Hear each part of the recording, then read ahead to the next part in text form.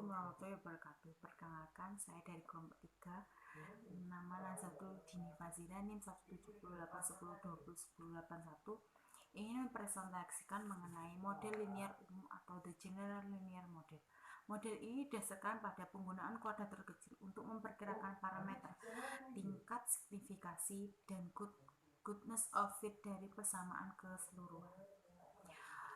Model linear Beaver dapat ditulis sebagai Y sama dengan alfa plus beta xi plus ekuivalen, di mana Y variabel acak yang dapat diamati, X atau tetap atau non-stokastik variabel, alfa istilah konstan dalam persamaan, beta kemiringan garis yang menghubungkan Y dan X, ekuivalen istilah kesalahan acak dengan means dan varians. Jadi, menurut definisi ini tidak berkorelasi dengan istilah kesalahan ekuivalen. Artinya, 1. X bisa menjadi variabel yang sangat eksogen seperti tren waktu atau variabel dummy. Yang kedua, X bisa menjadi variabel latch karena terjadi dalam beberapa periode waktu sebelum Y, komponen error dari X tidak akan berkorelasi dengan komponen error yang Y. Untuk melihat ini dengan cara lain, perubahan dalam X dapat mempengaruhi perubahan dalam persamaan dari waktu standar. Asumsi tentang ini tidak benar. Sebagai contoh, pendapatan mempengaruhi konsumsi, tetapi konsumen juga mempengaruhi pendapatan jika konsumen meningkatkan pengeluaran mereka. Lebih banyak output yang diproduksi, maka meningkatkan pendapatan. Juga pendapatan saat ini tidak diketahui pada saat perkiraan. Masalah korelasi dua arah yang dikenal sebagai bias kesamaan dan masalah identifikasi adalah masalah serius dalam membangun model peramalan. Selanjutnya adalah pemberdayaan energi estimator. Bab ini berhubungan dengan materi sebelumnya. Diharapkan agar perkiraan bisa konsisten dan efisien. Ketidaktepatan berarti bahwa nilai yang diharapkan dari variabel sama dengan rata-rata populasi. Eksistensi berarti kesalahan berkurang ketika ukuran sampel meningkat. Orang tentu akan berharap bahwa ukuran sampel 100 akan memiliki kesalahan standar yang lebih kecil daripada ukuran sampel 10. Ada beberapa distribusi probabilitas ganjil di mana kedua istilah tersebut tidak sama. Tetapi untuk tujuan kami, keduanya dapat dianggap setara. Sementara mungkin tidak ada penelitian menginginkan perkiraan bias. Konsistensi sebenarnya lebih penting bagi para ahli statistik daripada bias. Ukuran sampel yang lebih kecil sering dalam kisaran kurang dari 20 pengamatan. Umumnya tidak memberikan perkiraan yang kuat, tetapi sangat penting bagi peneliti bahwa ketika ukuran sampel tumbuh, kesalahan berkurang. Kalau tidak ada alasan untuk menganggap bahwa peneliti memusatkan perhatian pada nilai yang benar. Estimasi adalah kriteria penting yang berarti memiliki varians yang lebih kecil dari perkiraan lainnya untuk ukuran sampel yang diberikan. Terkadang efisiensi lebih penting bagi ketidakberpihakan. Selanjutnya adalah memperluas untuk kasus multivariate. Model regensi umum dapat ditulis dalam bentuk analog dengan sederhana sebagai berikut. Y sama dengan beta I plus beta 2x2i plus beta 3x3i plus bla bla bla beta k xki plus ekuivalen, di mana Y variabel dependen, xk sama di mana variabel independen. Beta istilah konstan mencegah dari persamaan. Beta lainnya parameter perkiraan untuk masing-masing istilah. Ekuivalen istilah kesalahan dan I observation. Di asumsi untuk model linear umumnya yaitu 1. Persamaan yang mendasari adalah linear. Yang kedua, X1 adalah non-stokastik yang berarti mereka tidak berkorelasi dengan kesalahan istilah. Yang ketiga, istilah kesalahan didistribusikan secara normal. Yang keempat, istilah kesalahan memiliki varians konstan, misalnya itu meningkatkan karena ukuran variabel dependen meningkat. Yang kelima, kesalahan untuk pengamatan yang berbeda adalah dependen oleh karena itu tidak berkorelasi. tidak satu pun dari X1 sempurna berkorelasi dengan lainnya X1 jika dua atau lebih variabel berkorelasi sempurna. Persamaan tidak dapat diselesaikan sama sekali karena itu akan mengarah ke matriks tunggal yang dapat dibalik.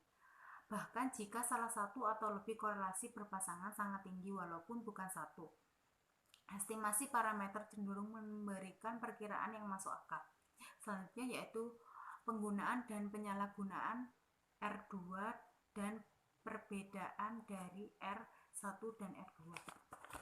Yaitu penggunaan R2 sering menimbulkan permasalahan, yaitu bahwa nilainya akan selalu meningkat dengan adanya penambahan variabel bebas dalam suatu model. Hal ini akan menimbulkan bias, karena jika ingin memperoleh model dengan tinggi, seorang peneliti dapat dengan sembarangan menambahkan variabel bebas dan nilai R akan meningkat, tidak tergantung apakah variabel bebas tambahan itu berhubungan dengan variabel terikat atau tidak. Oleh karena itu, banyak peneliti yang menyarankan untuk menggunakan R1. Interpretasinya sama dengan R2, akan tetapi nilai R2 dapat naik atau turun dengan adanya penambahan variabel serikatnya. Nilai R1 dapat bernilai negatif, sehingga jika nilainya negatif, maka nilai tersebut dianggap 0 atau variabel bebas sama sekali tidak mampu menjelaskan varians dari variabel terikatnya. Terima kasih. Selanjutnya dijelaskan oleh teman saya. Selanjutnya saya akan menjelaskan tentang pitfalls in trying to maximize R quadrat. Kebanyakan pembangun model awal dan bahkan menengah sering mengikuti program prosedur memperkirakan beberapa persamaan regresi yang berbeda dan kemudian memilih yang tertinggi. Untuk tingkat tertentu tidak masuk akal untuk memilih satu persamaan lain hanya karena punya yang lebih rendah. Namun, ada beberapa alasan bagus mengapa memaksimalkan mungkin tidak menghasilkan persamaan peramalan terbaik.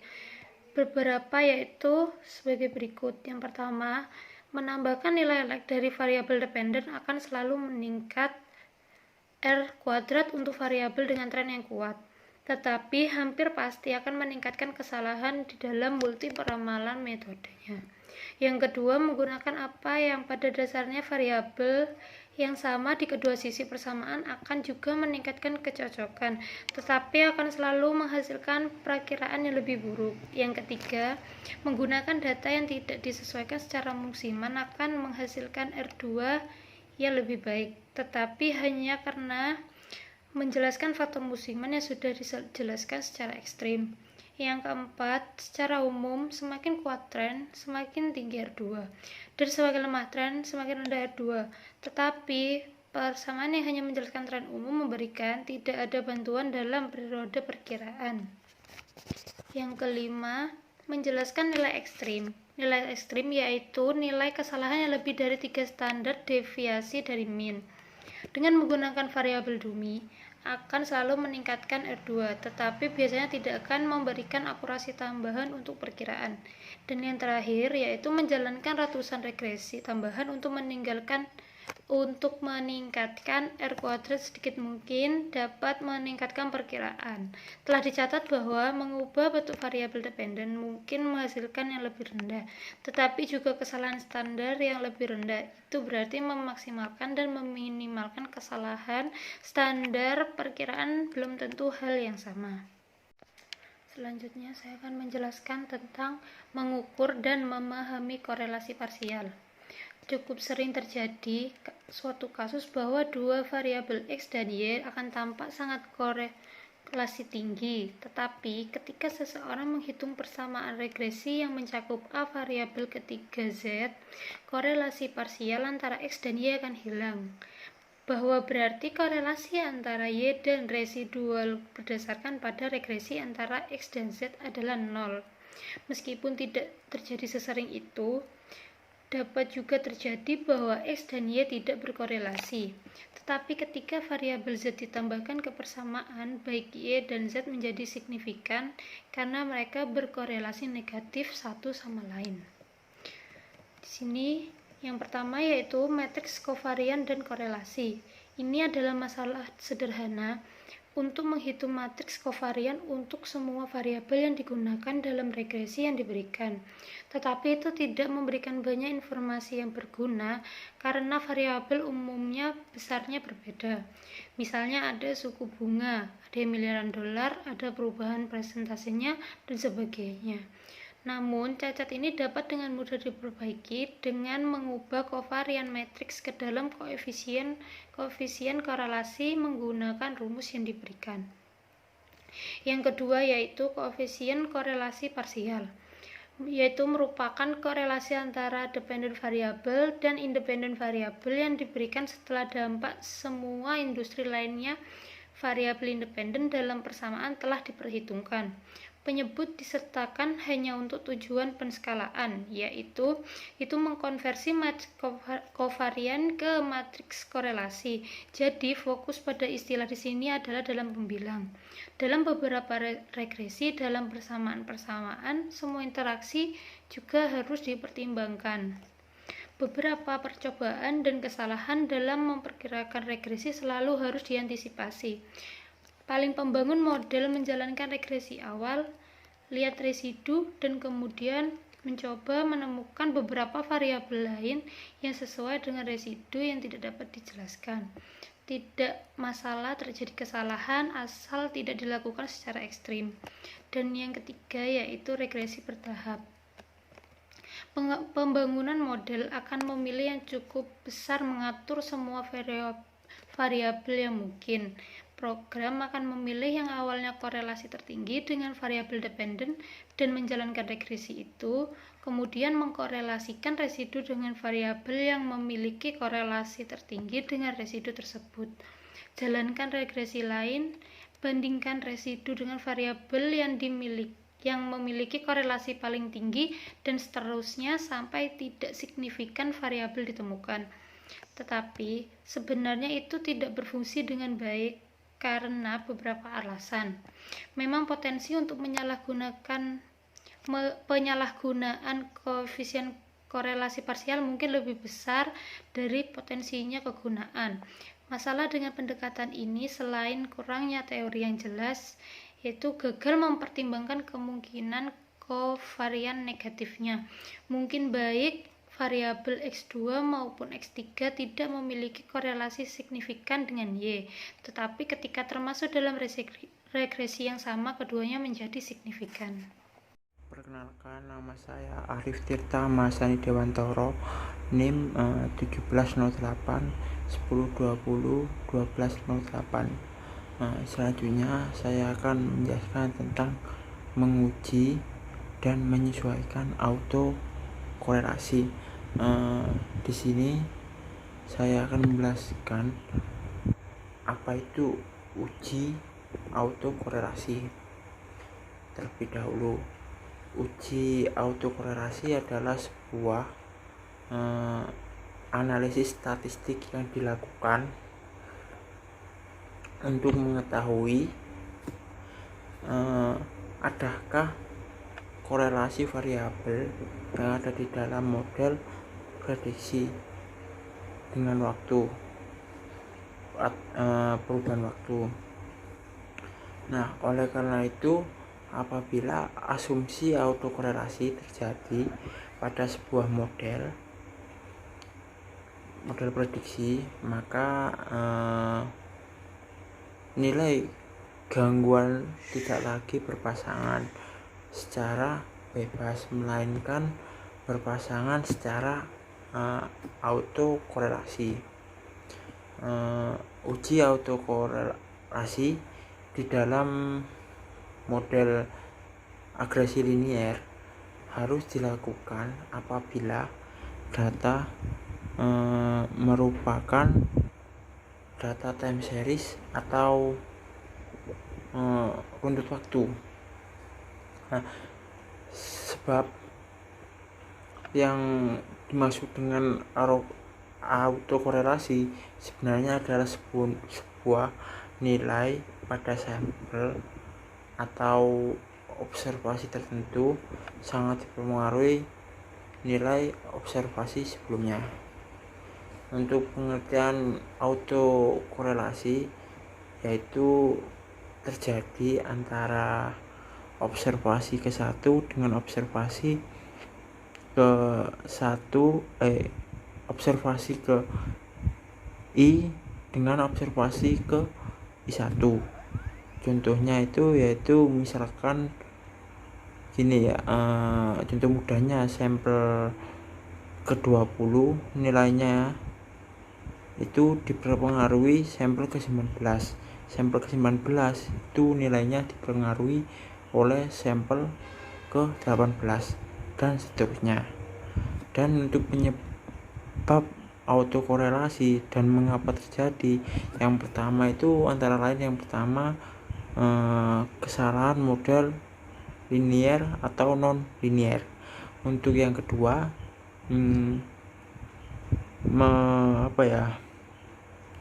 tidak memasukkan variabel yang penting. Untuk yang ketiga itu terjadinya manipulasi data. Untuk selanjutnya akan dijelaskan oleh teman saya. Terima kasih.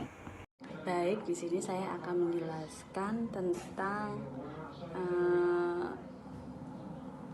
first statement of the adjust saat A autocorrelation is P present. Di bawah nilai wajar B, kesalahan standar dapat dikecilkan oleh lebih banyak dari 80%. Dengan demikian, memberikan langkah-langkah yang sangat tidak akurat untuk kebaikan statistik.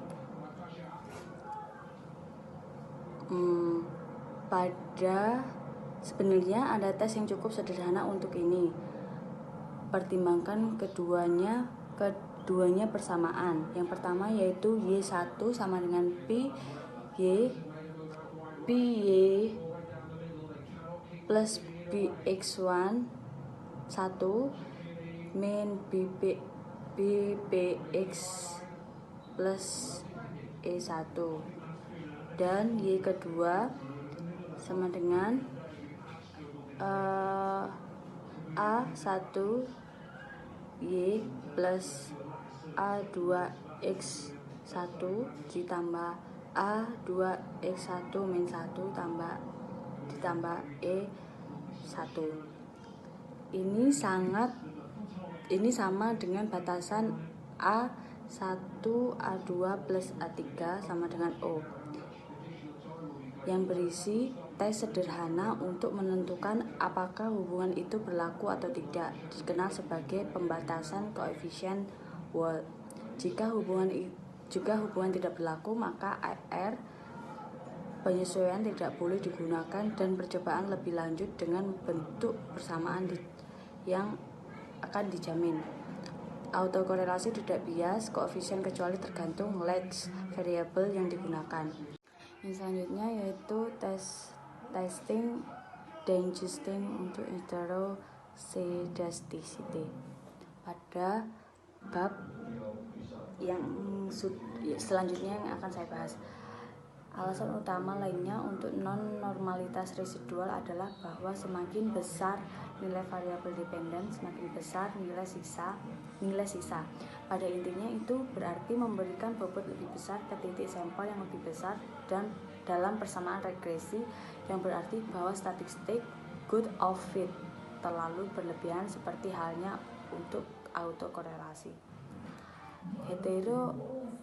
Heteroskedastisitas dapat muncul dari dua sumber utama. Yang pertama adalah bahwa ketika ukuran variabel dependen meningkat, ukuran absolut dari istilah kesalahan meningkat meskipun presentasi kesalahan tidak naik. Itu terjadi terutama memperkirakan data dari survei panel.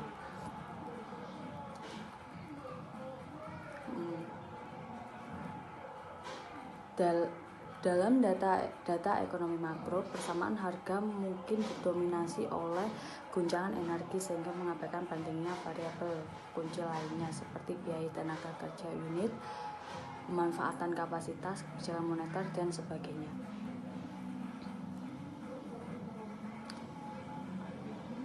Tes ARCHLM didasarkan pada komputer yang dibuat di atas bahwa residu terbaru cenderung lebih besar dalam analisis deret waktu tipikal.